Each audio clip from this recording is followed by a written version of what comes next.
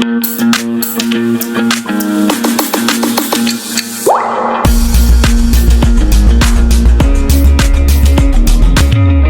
are doing Sonic School CET. तो here is the very first question. बताइए जी क्या answer आएगा. क्वेश्चन नंबर 101 फटाफट से बताइए. प्रीवियस ईयर कर रहे हैं सैनिक स्कूल का, कोई बात नहीं क्रेश. 101 सॉल्व करो फटाफट से. मैथमेटिकल का क्वेश्चन है. Plus means minus, minus means multiply, divide means plus, multiply means divide. आपके सामने एक इक्वेशन है, solve it down, give it the answer. Be fast, जल्दी से करना. क्या हो गया अंशिका? क्वेश्चन सॉल्व हो जाएंगे.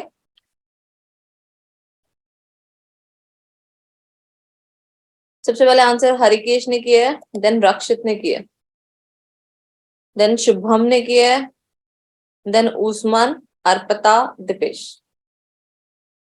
बाकी सभी चीज जल्दी जल्दी से सॉल्व करना शुरू करो, इतना टाइम मत लगाया करो.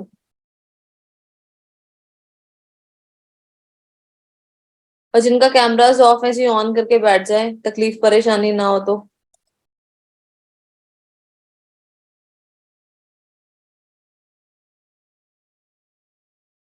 दिव्यांशी, उज्जवल, आदि, पीयूष, अवनीश.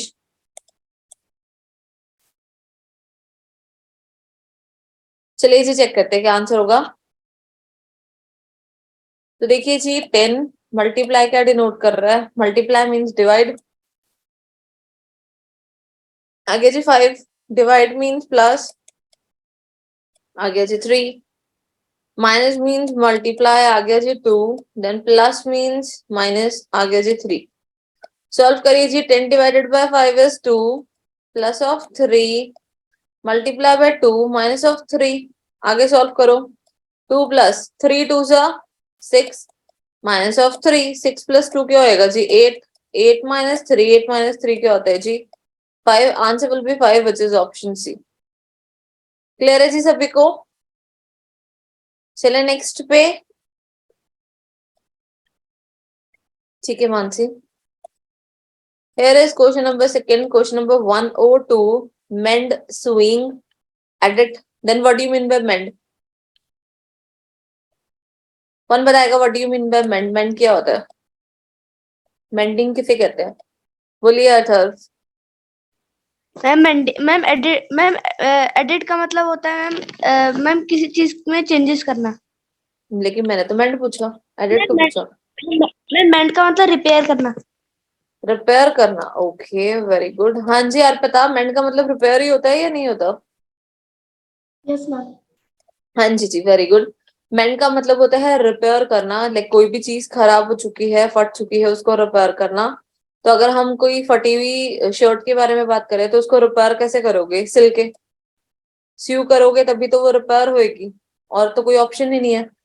तो एडिट किस पे करोगे जी? मैन्युस्क्रिप्ट पे, which is option C. What do you mean by manuscript? किसको पता है मैन्युस्क्रिप्ट क्या होती है?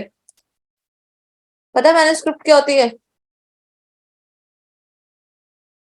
हाँ जी अर्पिता. मैम कोई सॉन्ग या फिर कोई क्या होता है, कोई बुक टाइप की चीज जिसमें कोई मैनुअल या फिर मतलब सही से अरेंज नहीं होती है. अच्छा, जो सही से अरेंज नहीं होती बुक. हाँ जी प्रतीक, जो अर्पिता ने कहा इज इट करेक्ट और नॉट? मैम ये हैंड रेज इसके लिए किया था मैम. ऐसे इसके लिए हैंड रेज था. आपने भी करना है लहर यही सेम लाइन. नो मैम मुझे पता है. क्या होता है manuscript? Ma'am a copy of a book piece of music. Not completely correct. Manuscript एक ऐसी चीज होती है, hand written thing which is not properly edited, that is called manuscript. ठीक है जी, उसको मैन्युस्क्रिप्ट कहा जाता है. स्पेशली ये नहीं कि हम उसको सॉन्ग से ही कंपेयर करें, कुछ भी हो सकता है वो. ठीक है, चलिए नेक्स्ट पे चलते हैं जी. 103 rein horse control panel. Analogy का क्वेश्चन है. What do you mean by rein? अब रेन रेन गो अवे वाला रेन नहीं है ये। रेन क्या मतलब बता रही है ये इनका? पिछले क्वेश्चन का आंसर भी अथर्व ने दिया था। और किसी को कुछ नहीं आता क्लास में, सिर्फ अथर्व को आता है? बताओ।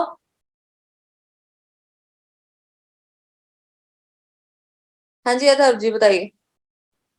मैम रेन का मतलब मैम लगाम होती है मैम, जिससे हम हॉर्स को कंट्रोल करते हैं। वेरी गुड, हाँ जी। रेन का मतलब लगाम होती है जिससे हम हॉर्स को कंट्रोल करते हैं। आपने देखा होगा कि हॉर्स के गले से बंधा होता है एक ब्राउन से कलर का लेदर का कुछ होता है, रस्सी काइंड ऑफ। तो उससे हम हॉर्स को कंट्रोल करते हैं। और कंट्रोल पैनल जो होता है वो कहाँ लगा होता है? वो लगा होता है प्लेन में, जिसको जो ड्राइवर होता है वो कंट्रोल करता है प्लेन का, प्लेन को कंट्रोल करने के लिए कि उसको लेफ्ट मूव करना है या राइट मूव करना है। क्लियर है जी? आगे समझ सभी को? चलिए जी। Question number 104, choose the word which is least like the other words in the group. Paint, Facebook, WhatsApp. Hand क्यों रेज कर रहे हो जी? चैट बॉक्स में बताओ।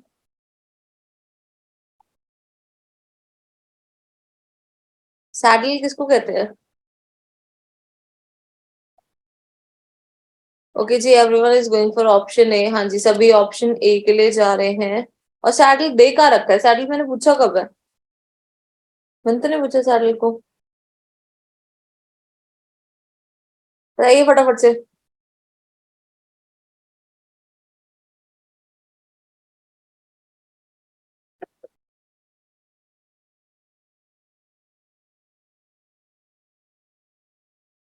चले जी, answer will be MS paint. MS paint answer होगा। क्यों होगा जी? व्हाट्सएप, फेसबुक, ट्विटर, इन सब का डिफरेंट ऑरा है, डिफरेंट फाइल है। एमएस पेंट अलग है, पेंट करने के काम आता है।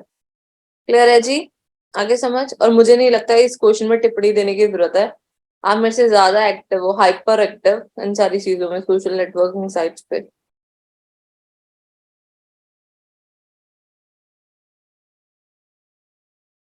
कौन सा कृपानी, कौन सा क्वेश्चन कह रहे हो?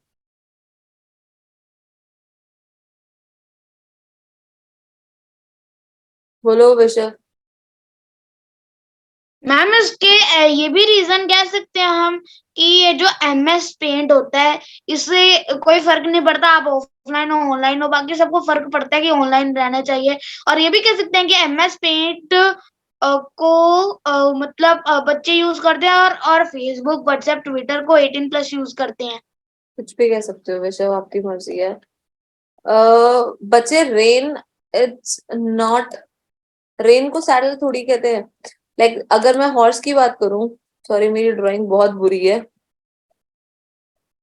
घोड़ा कम, हाथी ज्यादा बन जाएगा। वैसे हाथी भी नहीं लग रहा है, ये बेचारा पता नहीं क्या ही लग रहा है, डॉगी लग रहा है बेचारा।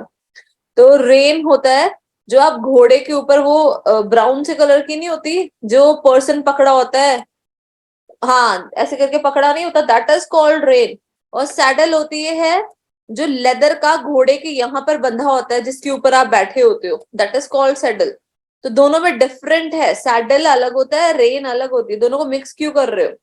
हाँ ठीक है, वो उसके साथ कनेक्ट होती है, इसका मतलब ये थोड़ी कि दोनों का काम अलग अलग हो जाएगा। ऐसे क्या कहते हैं, चम्मच और प्लेट एक ही साथ तो यूज करते हो ना खाना खाने के लिए। अब ये थोड़ी है कि प्लेट का काम चम्मच कर देगी।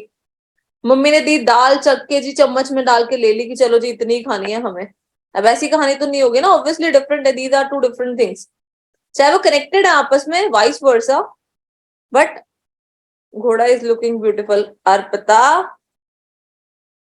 मतलब इतनी कमेंट बाजी, मुझे पता बहुत गंदा लग रहा है लेकिन चलो ठीक है जी। Rain and saddle are different things.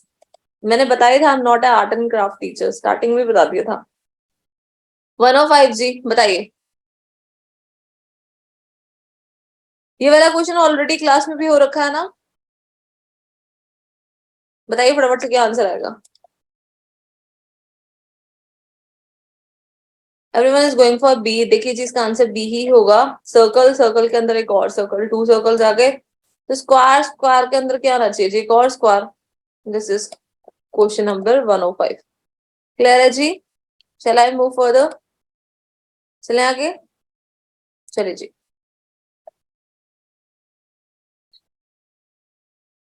106 बताइए जी, डायरेक्शन सेंस का क्वेश्चन है। तो अभी तक 5 क्वेश्चन हुए हैं और 5 में से एक भी क्वेश्चन को मैं ये नहीं कह सकती ये वाला क्वेश्चन डिफिकल्ट है, आपके लेवल का नहीं है या आपसे नहीं होगा। मैं एक भी क्वेश्चन को नहीं कह सकती, सारे के सारे क्वेश्चन बहुत इजी हैं अभी तक के। बताइए फटाफट से क्या आंसर आएगा।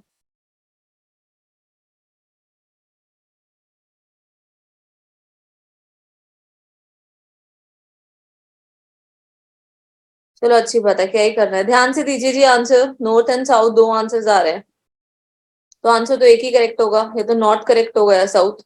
ऑब्वियसली दोनों तो करेक्ट होने से रहे। बोलो अवनीश क्या हुआ है।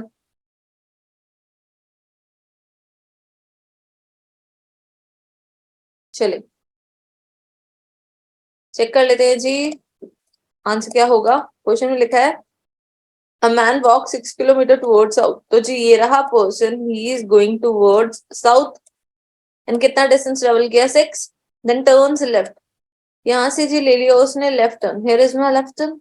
आगे देखो वॉक्स 4 किलोमीटर, कितना चला जी 4 kilometre, then again turns left, यहाँ से फिर उसने लेफ्ट टर्न लिया एंड वॉक्स 5 किलोमीटर, कितना चला जी 5। ऑब्वियसली 5 चला है तो इससे नीचे ही रहेगा, जहां भी रहेगा इससे नीचे रहेगा। आपसे पूछे in which direction is he moving, कौन सी डायरेक्शन में मूव कर रहा है जी वो, नॉर्थ डायरेक्शन में मूव कर रहा है। Answer will be option B, south वाले सभी गलत है। कहाँ चला गया जी ध्यान, डांट खाए बगैर नहीं मानोगे। ठीक है आरुष, ठीक है देख लिया मैंने, क्लियर है जी। In which direction is he from the starting point, बताइए in which direction is he from the starting point। अब क्या आएगा answer.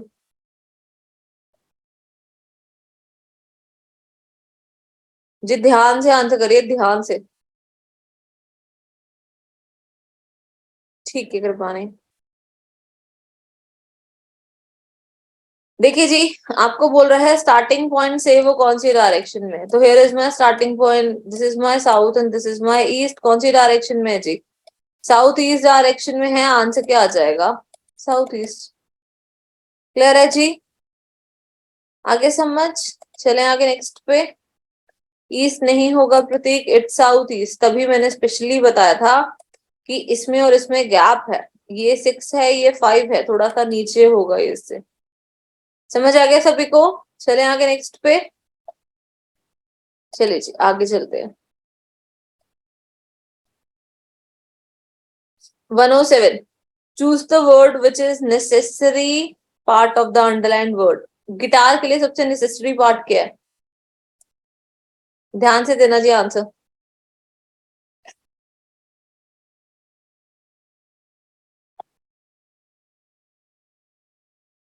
Arpita necessary part guitar के लिए बैंड है, बताओ। बिना बैंड के गिटार नहीं बजाओगी, मना कर दोगे कि नहीं नहीं मेरे पास तो बैंड ही नहीं है, मैंने बजाती गिटार। सभी सोच समझ के आंसर दीजिए। देखिए जी, हाँ जी विशव, देखिए जी बैंड के बगैर गिटार चल सकता है ना, आप अकेले बजा सकते हो गिटार, बैंड की जरूरत थोड़ी है। नेसेसरी बोला है, अब ये नहीं बोला कि हाँ कि बैंड चाहिए नहीं चाहिए। बैंड अगर आ जाएगा तो ठीक है अच्छी बात है, लेकिन उसने नेसेसरी बोला कि जो मेरा नेसेसिटी हो। तो ये मुझे नेसेसिटी नहीं लग रही। टीचर के बगैर भी आप गिटार चला सकते हो, सॉन्ग्स के बगैर भी आप गिटार चला सकते हो, लेकिन स्ट्रिंग्स के बगैर तो गिटार ही नहीं चलेगा। एक वो वुडन बॉक्स हो जाएगा जस्ट, चलेगा थोड़ी। स्ट्रिंग्स ही नहीं होगी गिटार बजेगा कैसे, साउंड ही नहीं आएगी। क्लियर, आगे समझ। तो सबसे इंपॉर्टेंट पार्ट गिटार के लिए तो स्ट्रिंग्स ही है। चलिए नेक्स्ट पे,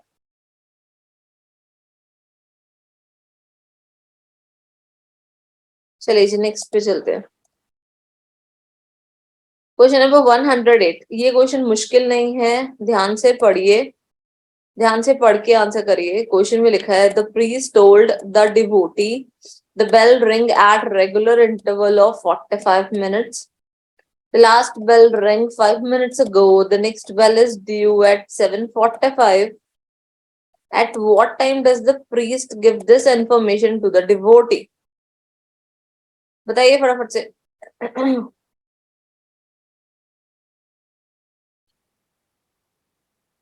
ध्यान से करिए, ध्यान से.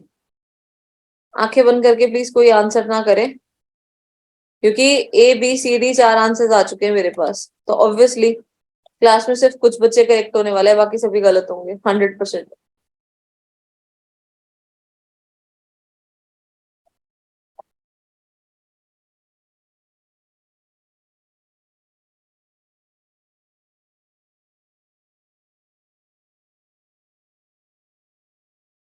चलिए जी देखते हैं क्वेश्चन में क्या लिखा है.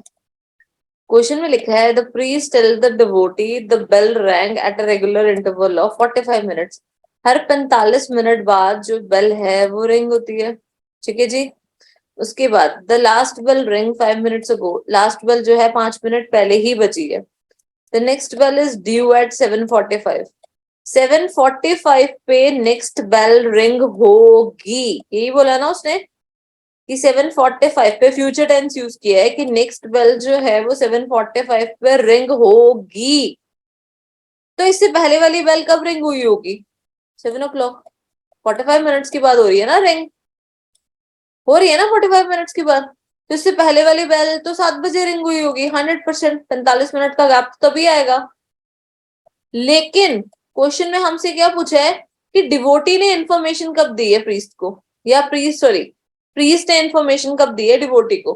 तो प्रीस्ट ने कब बताया है?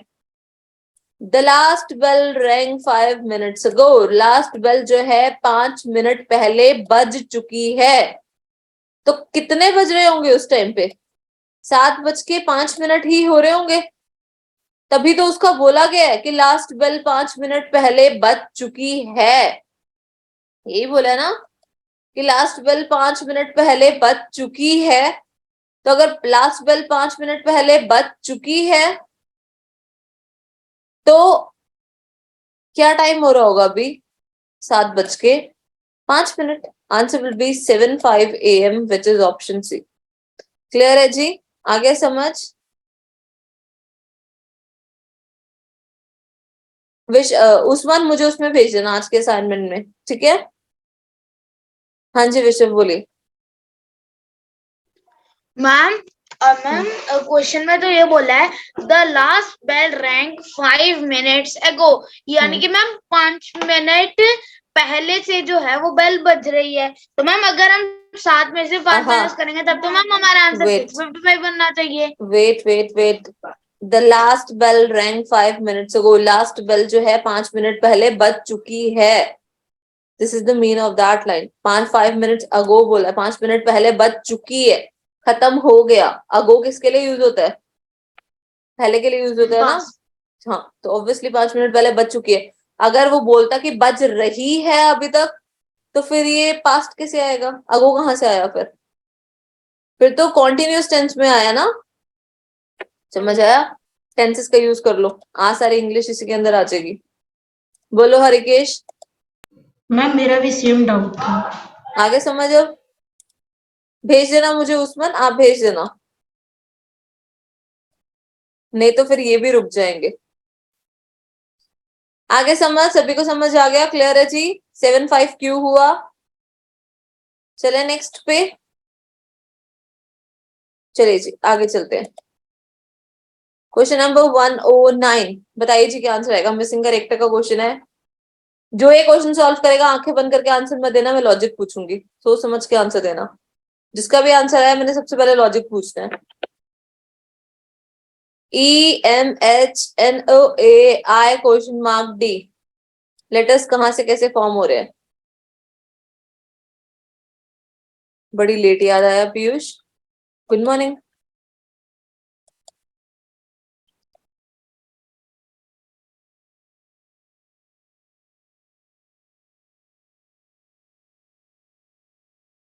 क्या लॉजिक लग रहा है? मेरे को आंसर मत दो, रेज योर हैंड. मुझे लॉजिक बताओ, मुझे आंसर नहीं चाहिए, मुझे लॉजिक चाहिए. बोलिए मानसी. Yes ma'am. मैम जब हम ई और एच की प्लेस वैल्यू को ऐड करेंगे तो हमारे पास एम का प्लेस वैल्यू आ जाएगा, एंड देन हम एन और ए की प्लेस वैल्यू का ऐड करेंगे तो हमारे पास ओ की प्लेस वैल्यू आ जाएगी, और जब हम आई और डी की प्लेस वैल्यू का ऐड करेंगे तो हमारे पास एम की प्लेस वैल्यू आ जाएगी। ओके, बताइए जी मानसी इज करेक्ट और नॉट? मानसी ने जो लॉजिक दिया इज इट करेक्ट और नॉट, सही है या गलत है? चलिए चेक कर लेते हैं जी। ई की प्लेस वैल्यू क्या होती है जी? 5। एच की प्लेस वैल्यू क्या होती है जी? 8। तो 8 + 5 क्या होगा? 13। एम की प्लेस वैल्यू 13 है, दिख रही है ना मुझे? हाँ जी है, एम की प्लेस वैल्यू 13। चेक कर लेते हैं आगे, क्रॉस चेक। एन की प्लेस वैल्यू क्या है जी? 14। ए की प्लेस वैल्यू क्या है जी? 1। 14 + 1 इज 15। ओ की प्लेस वैल्यू क्या होती है जी? 15, which is my middle term. बिल्कुल करेक्ट है जी। तो आई की प्लेस वैल्यू क्या होती है जी? 9। डी की प्लेस वैल्यू क्या होती है जी? 4। 9 + 4 क्या हो जाएगा जी? 13। 13 मुझे कहाँ दे रखा है जी? एम की प्लेस वैल्यू होती है 13। आंसर क्या हो जाएगा? Answer will be D, which is M. Clear है जी? तो मानसी इज एब्सोल्युटली करेक्ट। समझ आ गया सभी को? किसी को कोई प्रॉब्लम, दिक्कत, परेशानी? चले जी, giving you attendance link, attendance fill कर लीजिए, then will move further.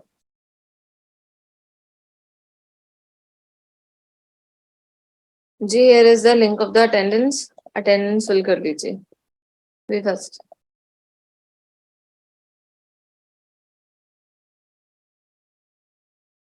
B fast, जल्दी जल्दी से अटेंडेंस फिल कर लो, जिनकी अटेंडेंस हो जाए। Solve question number 110।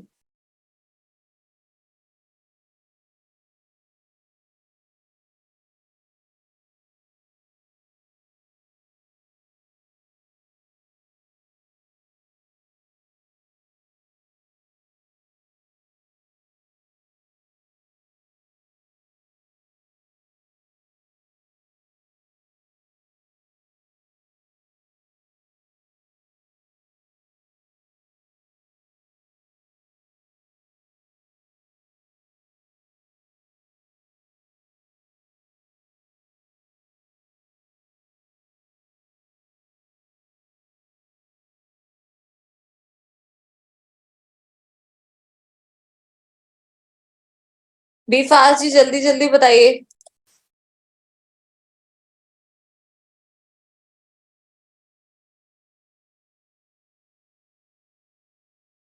ठीक है आरुषि, कृपानी, वैभव, हरिकेश,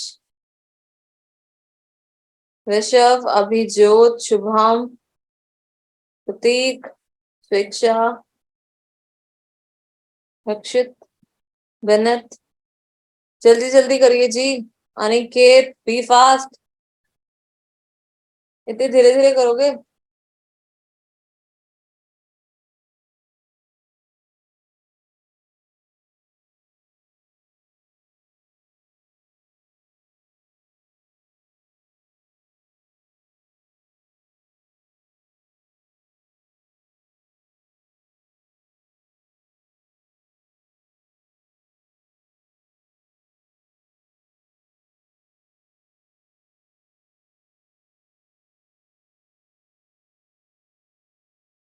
चलिए जी चेक करते हैं, देखिए जी क्या हो रहा है।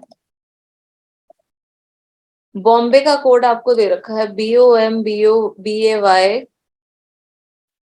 बॉम्बे का कोड क्या दे रखा है? CNNABX। तो बी के अंदर +1 किया तो मेरा सी आ गया,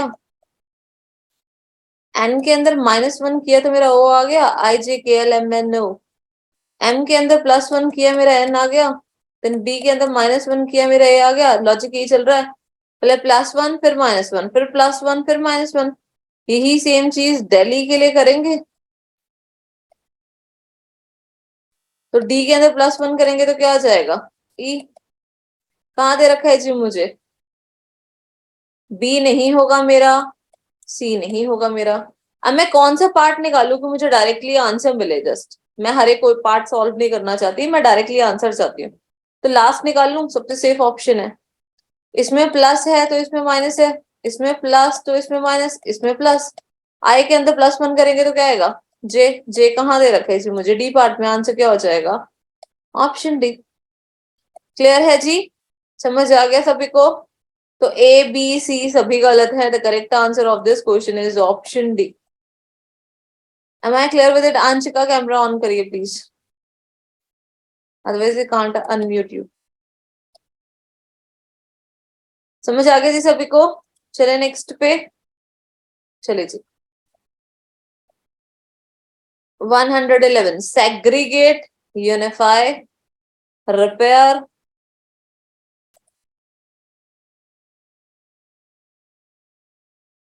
बोलो अंशिका। मैम अगर मैम हमें पता कैसे चलेगा कि -1 करना है +1 करना है? बेटे ये पता तो आपको यहाँ से चलेगा ना, कोड को देख के। बी के अंदर +1 किया है तो सी आया ना, तो पहला कोड तो +1 ही हुआ। इसको देख के तो पता करोगी कि स्टार्टिंग कहाँ से हो रही है। अगर यहाँ पे स्टार्टिंग माइनस से हो रही होगी तो माइनस कर दोगी पहले। ठीक है, आगे समझ? चलिए आगे चलते हैं। Segregate, unify, repair. तो सबसे पहले तो what do you mean bye segregate? Segregate किसको कहते हैं जी? कौन बताएगा मुझे what do you mean bye segregate? हाँ जी रायशा, सेग्रीगेट किसको कहते हैं? मैम अलग। Very good. हाँ जी, अलग अलग होने को सेग्रीगेशन कहते हैं, सेग्रीगेट अलग अलग होने को ही कहते हैं। What do you mean bye unify? Unify किसको कहते हैं जी? कौन बताएगा मुझे what do you mean bye unify? किसी को नहीं पता यूनिफाई क्या होता है? पहली बार सुना है वर्ड इंग्लिश का कि क्या होता है यूनिफाई। हाँ जी आरुष, क्या होता है यूनिफाई? मैम यूनिफाई मतलब एक साथ। हाँ जी, यूनिफाई का मतलब होता है जी एक साथ। सेग्रीगेट का मतलब होता है अलग अलग, यूनिफाई का मतलब होता है इकट्ठे। तो ऑपोजिट हो गया, सेग्रीगेट अलग अलग, यूनिफाई इकट्ठे। ऑपोजिट हो गया आपस में, अलग इकट्ठे।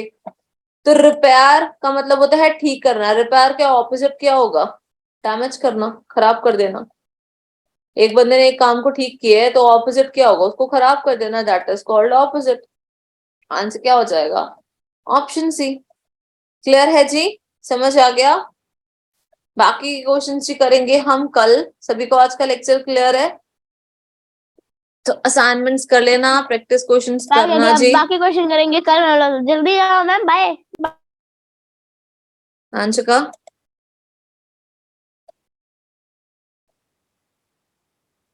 क्लास में हूं मैं अभी, हूं ना? चलिए जी। पूरा वीडियो देखने के लिए और लेटेस्ट एग्जाम अपडेट्स जानने के लिए डाउनलोड करें कैरियर डिफेंस स्कूल का एंड्रॉयड ऐप।